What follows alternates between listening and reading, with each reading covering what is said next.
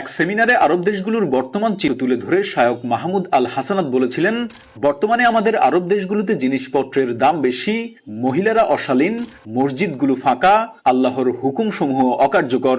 এসব দেশে চোরেরা পদকপ্রাপ্ত, সত্যিকারের নায়কেরা কারাবন্দী।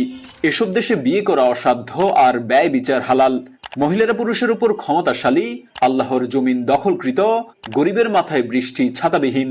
এমন এক যুগে আমরা আছি যে আমরা অজু করি, সুন্দরভাবেই অজু করি, অতঃপর পানি অপচয় করি। ফকিরদেরকে দান করি, অতঃপর তাদের ছবি তুলে ভিডিও করে ইন্টারনেটে ছেড়ে দেই। রাতে নামাজ পড়ি, কিন্তু আত্মীয়তার সম্পর্ক ঠিক নেই। একদিকে রোজা রাখি, অন্যদিকে ক্ষুধা লেগেছে বলে সরব করি, ওইদিকে আবার গালিগালাজও করি। কিছু মানুষ হজে যেতে পারে না, খরচ নাকি অনেক বেশি, কিন্তু রিফ্রেশমেন্ট হওয়ার জন্য দেশ বিদেশে ঘুরে বেড়ায়। কেউ আবার কোরবানি দিতে পারে না, অজুহাত কোরবানির খরচ অনেক বেশি, কিন্তু বাজারে বের হওয়ার আগেই লেটেস্ট ফোন কিনতে পারে। তাদের কাছে আল্লাহর জিনিসের দাম বেশি মনে হয়, কিন্তু তারা বোঝে না আল্লাহর কাছে জমা আমলের মূল্য বেশি। প্রতিদিন কোরআনের 10টি আয়াত পড়তে পারে না, কিন্তু একদিনে 100টা ঘটনা ঠিকই পড়তে পারে। হ্যাঁ, আল্লাহর জিনিসের দামই বেশি।